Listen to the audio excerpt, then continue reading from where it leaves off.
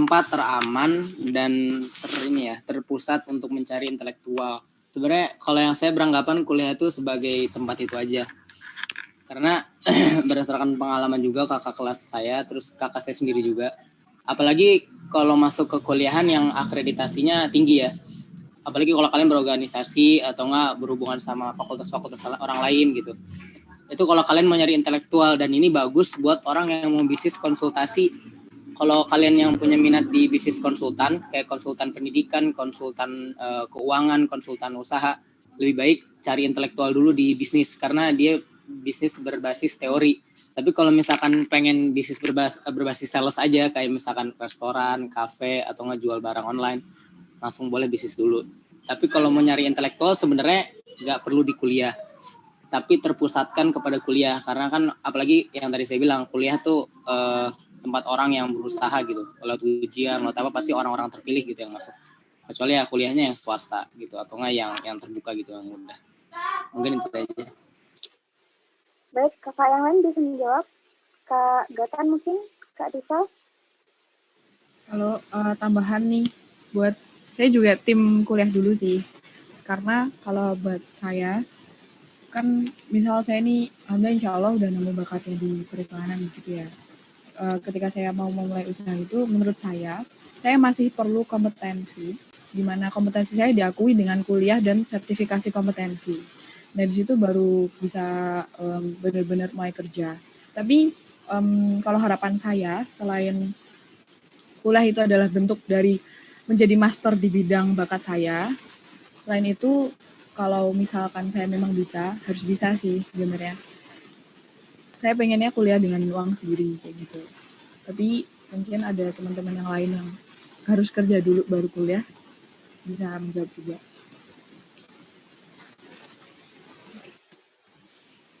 Itu Zaki dong ngomong tuh, belum ngomong tuh. Boleh Zaki disuarakan pendapatnya.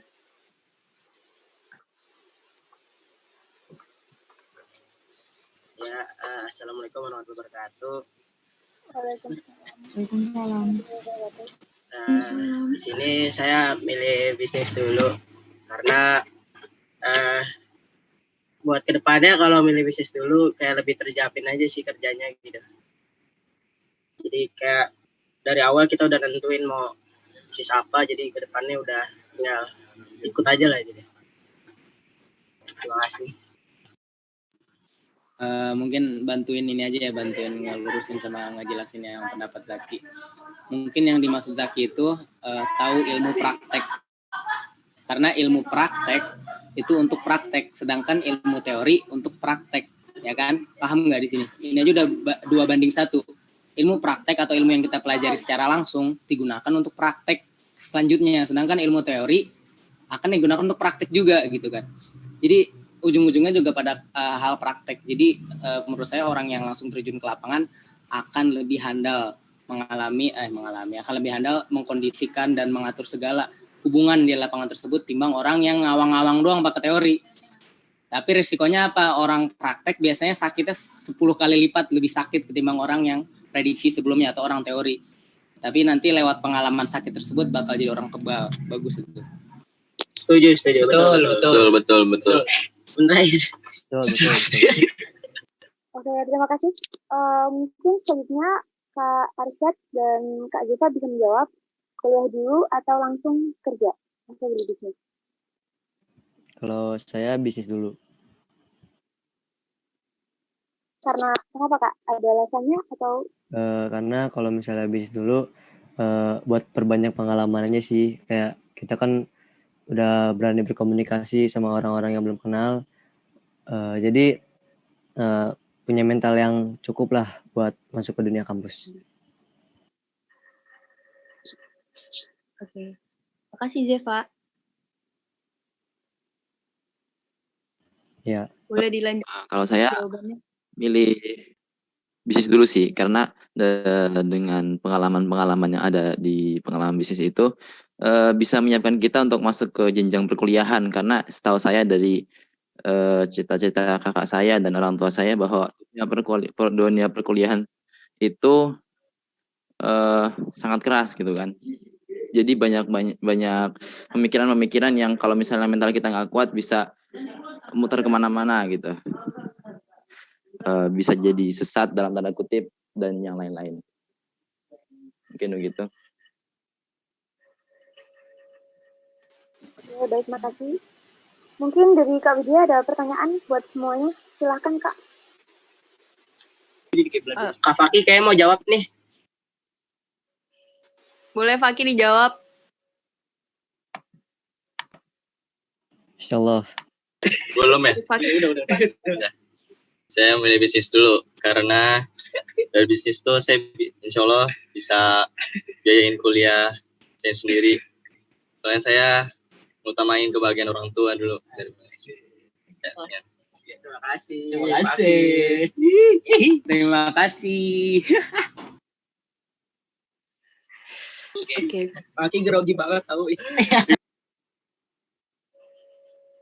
Lanjut pertanyaan aja kalian, Eva. Ya, silakan, Kak. Oke, Widya punya satu pertanyaan nih buat teman-teman peserta. Pilih akal atau hati? Akal dulu. Aku belum jawab. Boleh Gatan, Zaki. Baik, Gatan, Zaki. ini pemilihan akal dengan hatinya dalam konteks apa dulu, tapi kalau dalam konteks agama nih ya, sudah jelas hati begitu kan. Karena tidak mungkin kita memilih akal dalam agama yang notabene-nya kita tuh harus ikhlas begitu. Kalau kita milih akal pasti banyak pelitnya. Nah, kalau dalam konteks berbisnis, jelas akal terlebih dahulu. Karena itu tadi, kalau kita pakai hati nih ya dalam berbisnis, kita pasti banyak kasihannya ke orang, kasih harga saudara lah gitu. Orang Indonesia begitu. Iya, karena dalam prakteknya kebanyakan orang Indonesia seperti itu. Jadi susah untuk berkembang. Lebih baik kita untuk dalam hal berbisnis pilihlah akal terlebih dahulu. Karena ya begitu. Agar lebih cepat berkembang baru kita bersedekah. Seperti itu. Lebih realistis ya, Tan ya.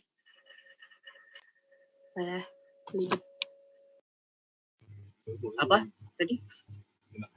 Oh iya, terima kasih. Saya dinyalain. Oke, mungkin dari sekolah Saka ada yang menjawab, mau dari pilih hati atau akal? Silakan. Mungkin Kak Hafiz. Kalau untuk saya sendiri sih juga sama, tergantung ada di mana kita untuk mengambil sebuah keputusan dan hal apa yang akan kita putuskan.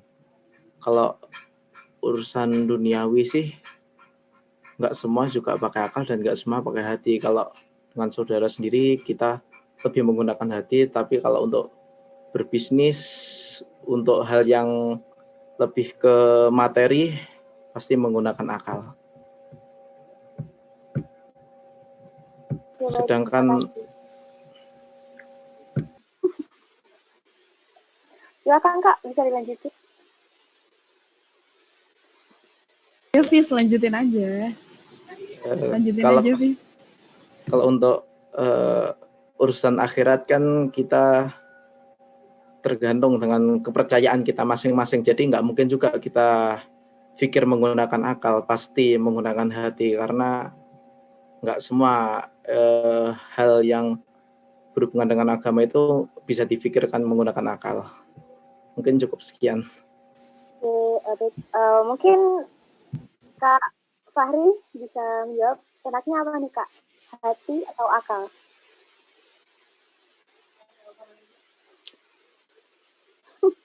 Ayo Kak Fahri.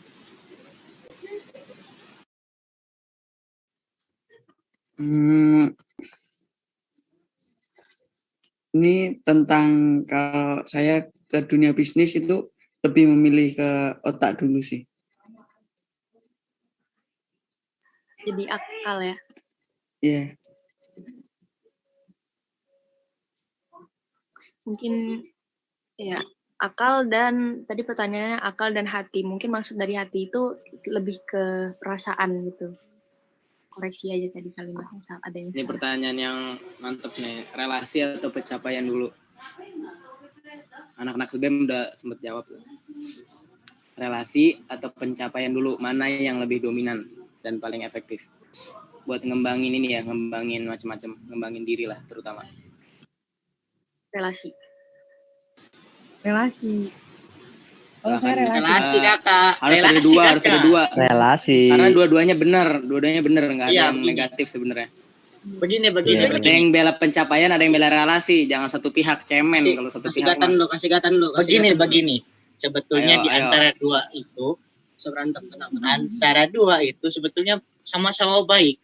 Iya, ada yang jahat. Enggak ada, iya memang enggak ada yang jahat. Terus tapi percuma kita punya prestasi yang tinggi. Percuma kita punya prestasi yang tinggi, tapi kita nggak punya relasi untuk menyalurkan prestasi itu. Jadi perbanyaklah dulu relasi kita, nanti setelah relasi kita banyak baru. Bisa nggak dibalik? Percuma relasi Bisa. banyak tapi prestasi Bisa. atau pencapaian lu nggak ada. Itu artinya lu kayak nongkrong rokok doang. Relasi banyak nggak ada guna tapi. Ayo. Hah? Ayo lu kan coba itu dong bantah jawaban Cok. Coba bisa saja, tapi kan ya itu semua tergantung pada bagaimana Hubungan relasi kita nanti. relasinya. Bagaimana circle relasi kita. Bisa nggak kita ada relasi baik nih, bagus relasi pengusaha, tapi pencapaian kita jelek banget. Akhirnya kita ditinggalin sendiri karena nggak ngerasa worth it dan cocok untuk berelasi. Berarti itu kita salah pilih teman. Bisa pencapaian. Jadinya pencapaian dulu atau relasi dulu? Dari Saka dong, jawab dong. Solusinya gimana nih Kak? Kalau misal kayak orang kayak saya ini sebenarnya itu saya tidak relator nih. Saya nggak bisa membangun relasi. Mau bagaimanapun saya mencari teman, saya orangnya kurang bisa komunikasinya atau bagus, kemudian relatornya juga hitam. Nah, gimana dong Kak solusinya? Pendapatan dulu dong. Kalau udah pendapatan, relasinya datang. Gimana coba Kak? Iya, kalau udah pencapaian kan jadi relasinya kan circle-nya kan kayak gitu-gitu loh, bagus jadi ya. Begitu memang. Karena ada di mana posisinya orang ngecari kita karena pencapaian kita yang bagus. Ada Iya, di mana betul. waktu ketika kita dicari orang, bukan kita yang mencari waktu. Ayo lu jawab dong. Aduh, sabar dong. Oh iya, sabar. Sabar Bang. Anak-anak Saka jawab lagi dong, seru nih. Begini, sebenarnya ada orang yang mencari kita sebagai relasinya itu hanya karena uang begitu loh. Dan itu bagus sih, tapi nggak bagus juga begitu loh. Ada bagusnya, ada jeleknya. Jeleknya di mana? Jeleknya ya pas giliran kita melarat dia keluar gitu dari circle-nya. Tapi kalau pencapaiannya Hafiz bukan pencapaiannya uang. Nah, kalau pencapaiannya Hafiz begini, dia relasinya di surga. Begini. Karena ini sudah masuk ke ranah agama nih ya. Dalam pemikiran saya, kalau agama itu sudah kita capai, pasti dunia juga ngikut, begitu loh. Itu sudah hampir kepastian gitu. Karena kebanyakan dari hafiz Quran itu mereka ngalir aja gitu. Tahu ya konsep istikharah gak? Kehidupannya. Apa? Lu tahu konsep istikharah gak? Istikharah. Konsepnya. Soal istikharah.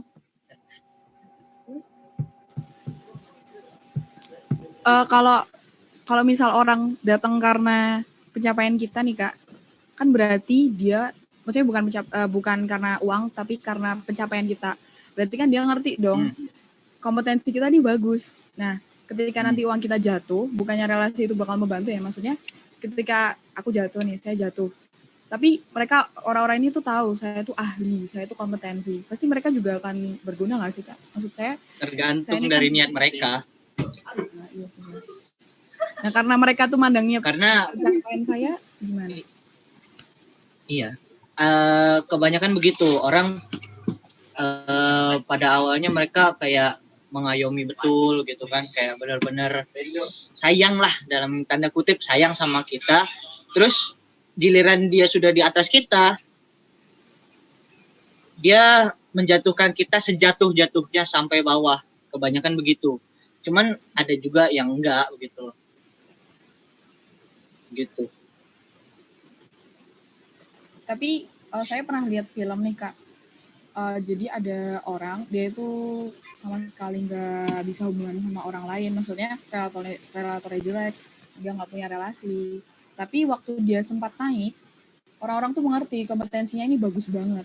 Akhirnya waktu dia jatuh, orang-orang yang tahu kompetensinya ini bagus, akhirnya ngerekrut dia dan bantu dia menaikkan. Nah itu tuh sebenarnya menurut kakak ada nggak sih orang-orang kayak gitu yang karena tahu kompetensi akhirnya direkrut kemudian dinaikkan lagi kayak gitu?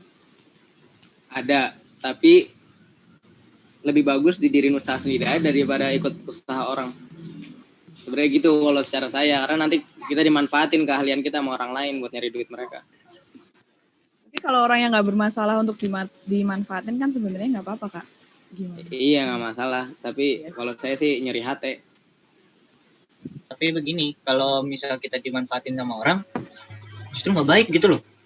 Kita bakal diperes terus. Selama kita nggak tahu. Selama kita nggak tahu ya nggak apa-apa lah. Tapi pasti lama-kelamaan bakal kebuka gitu loh. Boleh saya potong dulu bentar? Ini teman-teman dari luar Saka dan SBM boleh ikut berpendapat juga kok. Jadi nggak diem-diem aja, boleh kalian kalau mau berpendapat atau mau. Ya silakan. Ya, ayo silakan, nggak apa-apa ikut aja.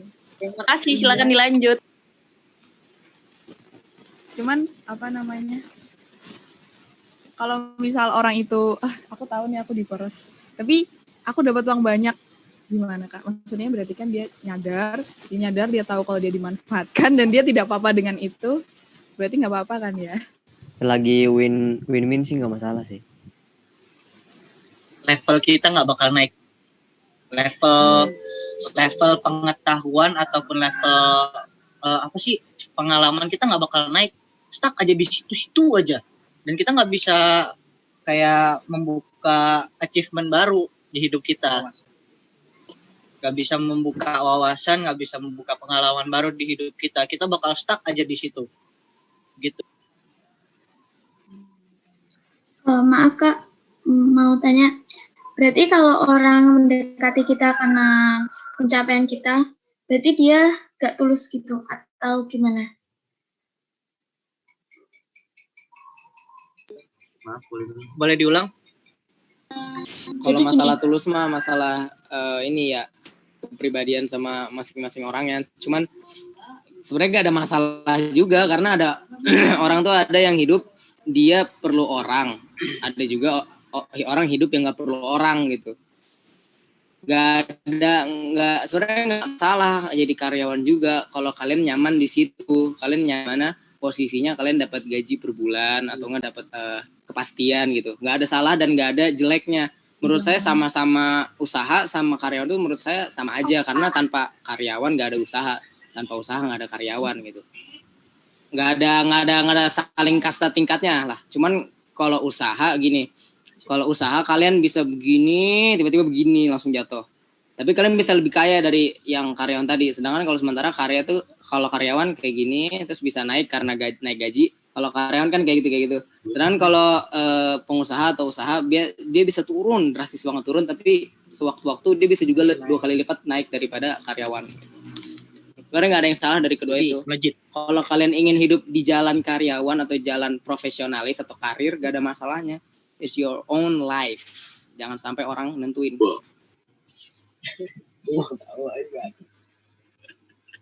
Iya. Setuju banget sih Kak. Jadi gitu.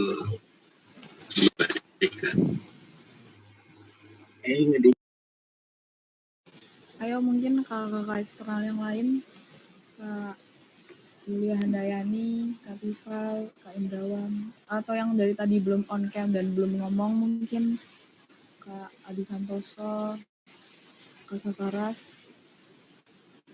Kak Mas Abdul Arif, Kak Nina.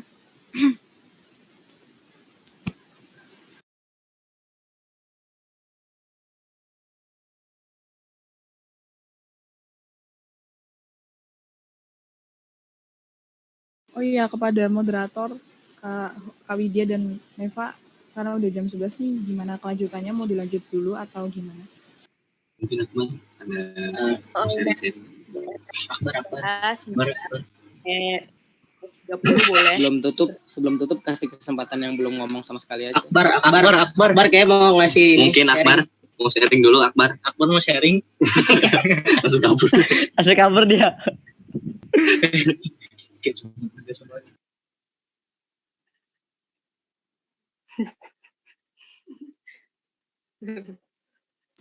Atau kakak-kakak yang eksternal yang dari tadi kameranya dan mic-nya mati, mungkin.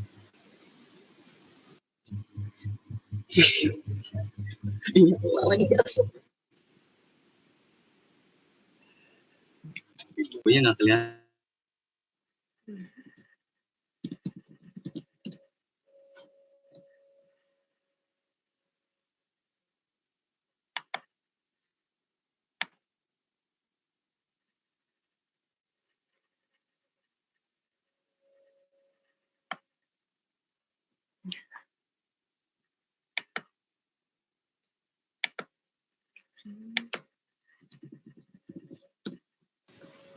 Ini kalau misal nggak ada yang mau ngomong lagi, saya ada pertanyaan nih Kak, buat kakak-kakak semua.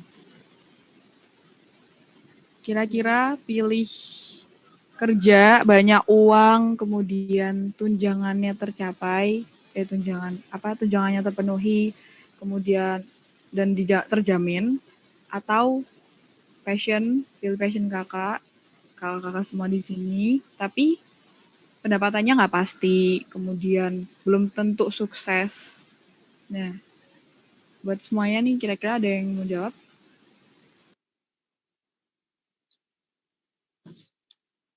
Boleh diulang Kak pertanyaannya, tadi putus-putus. Nih, pilih uang dulu, bakat yang udah jelas nggak tahu kira-kira bakal berpendapatan atau enggak, atau pilih sesuatu yang mungkin nggak berbakat, tapi bisa dijalani, dan itu terjamin uangnya udah pasti ada, dan pasti sukses. Maksudnya dalam artian pasti dapat uang kayak gitu. Atau pilih passion yang nggak jelas gitu. Jelas nggak Kak? Halo?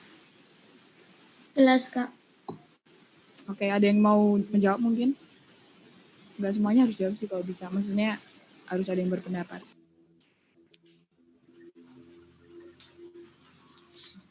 Ya mungkin mayoritas di sini milihnya ya karena nyaman sama yang kita kerjain kan. Tapi terkadang itu kita nggak hanya ini loh, love what you do, tapi terkadang kita do what you love. Kan do what you love what you do. Terkadang kita nggak bisa memaksakan diri untuk mencintai sesuatu gitu atas kerjaan. Terkadang emang kita harus adaptasi sehingga cinta. Karena emang di posisi hidup kan nggak selamanya datar ya. Pasti ada di mana kita posisinya nggak suka sama hal itu. Tapi kita harus memaksakan diri untuk mencintainya. Karena konsepnya itu bukan do what you love aja, tapi love what you do. Karena kalau kalian do what you love, itu kalian egois banget sama diri kalian, sama buat hidup juga. Kalau do what you love ya, lu makan aja setiap hari kan, do what you love. Sementara kalau love what you do, kalian harus bisa adaptasi sama yang kalian lakuin gitu. Karena kalau kalian udah dapet dua konsep itu, kalian insya Allah pasti bakal aman di hidup.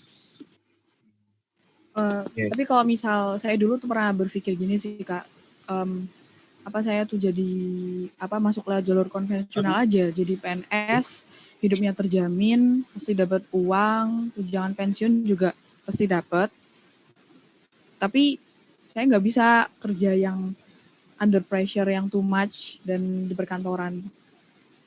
Kalau pendapat kakak-kakak di sini semuanya gimana? Mungkin dari teman-teman Saka, dari eksternal, kakak-kakak kuliah yang sudah lebih tahu, Kak Indra atau Kak Kaula mungkin.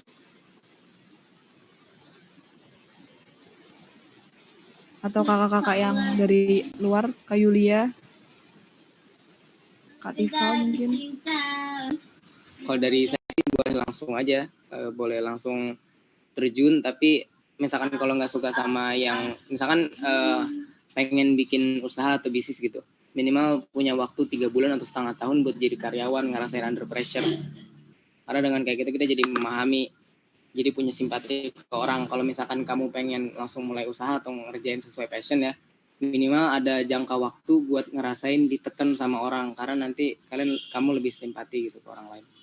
Jadi sebenarnya jadi karyawan itu bukan sesuatu yang dihindari, tapi perlu juga ya Kak ya, untuk gimana jadinya nanti kita tahu seperti itu. Ya. Jadi dua poinnya itu dibutuhkan, pressure sama kebebasan dalam berpassion itu saling sinergi, nggak boleh milih salah satunya karena nanti takut berat sebelah terus jadi egois.